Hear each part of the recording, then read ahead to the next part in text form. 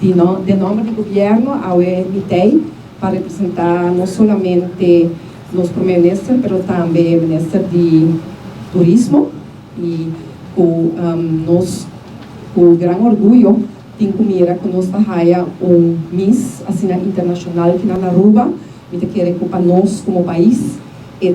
honor para receber, e nós também o qual é para pé hecho por nós também para energia solvável, é uma pessoa também que é hobby importante que green energy, que zorga com a sustentabilidade do país, então quero que seja local que nós temos comum com ele, mas compreender também com a mim mesmo como ministro de salubridade, ação social, cuidados grandes e de adicção, também por tomar nota que é para também para local que trata muito não, também tem dificuldade mental e de saúde mental, nós apoiar esse e de nosso pueblo pueblo bonito, pueblo amável, pueblo servicial, e aue me quer e dia não conta que não ele vai experienciar esse também nos praia não conta é uma de mais bonita do mundo e nos arena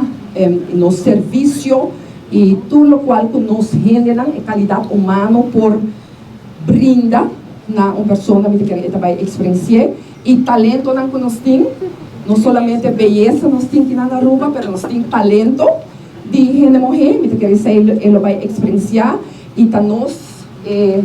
gente mulher tão bonita é a embaixadora de nós também de exterior e para mim como gente mulher aqui me estou muito orgulhosa de ser e dia mais em nome do governo de Aruba de gabinete AVP Futuro me chama Reina Miss Universo Bombini e você também agradecendo você não para você presidente e também tour essa que envolvi em preparar Reina não para participar de que requesta que pessoa não o de não coração tá assim e vão seguir com essa aqui e de parte do governo sempre nos apoiar essa aqui e a mim mesmo como pessoa também gente mulher lo apoia sempre o nós não solamente tem beleza, mas nós temos brains. Mas